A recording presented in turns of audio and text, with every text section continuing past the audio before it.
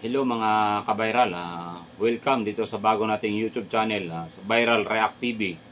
At kung bago ka sa aking channel, paki-subscribe at paklik na rin ng notification bell para lagi tayong updated sa mga viral video na i-react natin. So tara mga kabayral, sabay-sabay nating panoorin at bigyang reaksyon ang pahayag ng bagong DOTR ng kasalukuyang administrasyon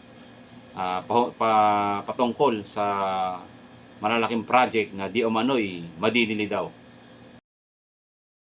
Ang ilang mass transport project dahil sa budget cut o dahil sa issue ng right of way. Ayon sa bagong Transportation Secretary, may mga sinita rin siya. Kanina gamit ang EDSA busway. Nakatutok si Joseph Moro. Tulad ng pangako niya, pagka-appoint sa kanya, nag-commute si bagong Transportation Secretary Vince Dizon. At nang sumakay siya sa EDSA bus carousel mula Ortigas hanggang sa monumento sa Caloocan, napunan niya ang mga sira-umunong mga elevator, mga nakaharang na railing sa babaan ng mga pasahero at mga sirang orasan. Ginawa niya ito matapos ang turnover ceremony sa DOTR kaninang umaga. Sa malalaking proyektong pang-commuter na minana ni Transportation Secretary Vince Dizon kay dating Secretary Jaime Bautista sa turnover kanina, pinakamarami pang dapat tapusin ng North-South Commuter Railway o NSCR na tatakbo mula Laguna hanggang Pampanga at ang Metro Manila Subway Project mula Valenzuela hanggang Naiya at Bikutan. Ito mga kabayral, kung napapansin mo, ang dahilan di umano kung bakit na posibleng ma-delay ang malalaking proyekto ng kasalukuyang administrasyon yung budget at yung right of way na tinatawag tungkol yun sa mga tatamaan ng proyekto. So mga kabayral, iyan din ang naging problema di umano ng mga dati pang administrasyon, mga nakaraan ng maraming administrasyon, kung bakit napapansin natin ay natagalan ang mga malalaking proyekto kagaya ng mga tren, skyway, lalo na ng skyway. Kaya lang nung pumasok yung nakarang administrasyon o administrasyong Duterte, nagawa ng paraan ang budget at higit sa lahat yung right of way. Mga kabayral, pagdating kasi sa right of way, dyan lalabas at makikita natin ang political will ng isang leader. Nung nakarang administrasyon kasi, nung administrasyong Duterte, napansin ko lang mga kabayral, yung political will niya nandun Pag sinabi niyang dadaan ang project dyan, dadaan. Walang right of way na di umano'y nagiging problema. Kaya pansin nyo yung smartphone ng mula Pier hanggang sa papuntang North Inlex, nagawa agad. Malaking tulong. At isa pa, yung Skyway na mula North hanggang South, Bulacan to pupunta ka ng Laguna o Cavite, ang bilis, pupunta ka ng airport o Skyway lang. So, yun yung mga dapat pang madagdagang mga proyekto na makakatulong sa ating mga commuter. At siyempre, makaluluwag sa traffic mga kabayral. At isa pang pangarap natin mga kabayral, yung NSCR. Yan yung tren na magkukunikta ng Laguna hanggang Pampanga. So napakahaba niyan mga kabayral. So malaking tulong sa mga commuter yan na pupunta ng North, pupunta ng South. Kaya lang ang problema mga kabayral parang halos 20 o 30% pa lang ang nagagawa. So dahil nga doon sa budget at maantala pa raw dahil sa mga right of way na yan. Sa subway naman naintindihan natin kasi medyo mahirap siguro gawin yan. Kaya lang nasa 20% pa rin. So yung 2028 na target, maaring madidili pa yan mga kabayral. So tingnan ulit natin ang pahayag pa ng dating DOTR. ang naitatayong struktura sa NSCR habang wala pang 20% ang sa Metro Manila Subway.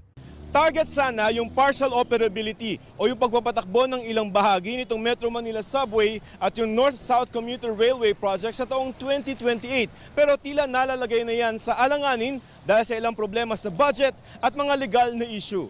Ayon sa Yun nga mga kabayral, yung 2028 na target nalalagay sa alanganin. Mga kabayral, parang 2028 magkakaroon na naman ng bagong administrasyon. So mga kabayral, ibig sabihin ang project na ito na inaasam-asam natin dito sa particular na sa Metro Manila, yung mga tren na yan at Skyway pa, parang ang dating madidepende na yan sa susunod na administrasyon. Kasi kung titingnan natin, ayon sa sinabi at pahayag nila na ito, opinion ko lang o tingin ko lang mga kabayral, hindi na maabot ng kasalukuyang administrasyon kasi sa 2028 nga dapat, madidili pa. So ibig sabihin, nakasalalay na yan sa susunod na administrasyon para maisakatuparan o maisagawa ang dapat napakagandang proyekto at makakatulong sa ating mga commuters at motorista pa.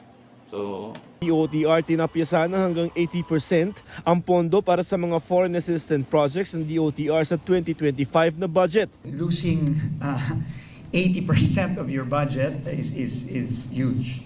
No, it's a big problem. No, and but as you said, meron naman saan program, so we're going to have to work with the Department of Finance and the Department of Budget to see how we can save 2025. Nadiskaril din sa pag-arangkada ng NCR ang pagbili ng right-of-way o mga lupang dadaanan nito na may nakatira mga informal settler. Ayon kasi sa Department of Justice, hindi pinapayagan ng Republic Act 10725 ang pagbabayad sa mga informal settler na sisirain ng mga bahay. Ang kaso, kondisyon ng mga pautang para sa proyekto na dapat bayaran ang mga nakatira sa daraanan ng proyekto, informal settler man o hindi. I already talked to DOJ Undersecretary a few weeks ago, and they said we can get exemptions on these. No? We will do everything we can to speed things up, no? Because that's the order of the President. Plano ring isa pribado ang operasyon ng MRT-3 at EDSA busway sa susunod na taon.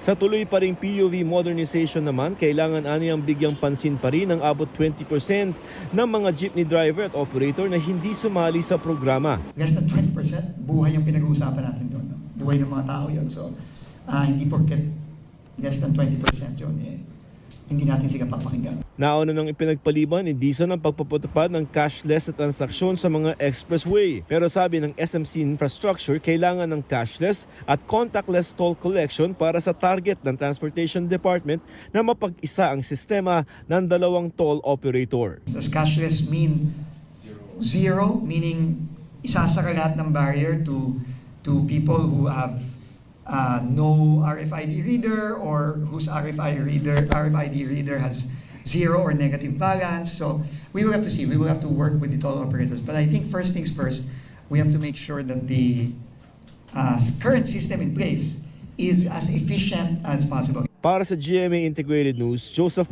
Yun mga kabayralo, medyo marami-raming haharaping problema ng bagong DOTR ngayon. Salamat sa panonood ng ating YouTube channel at mga videos reaction.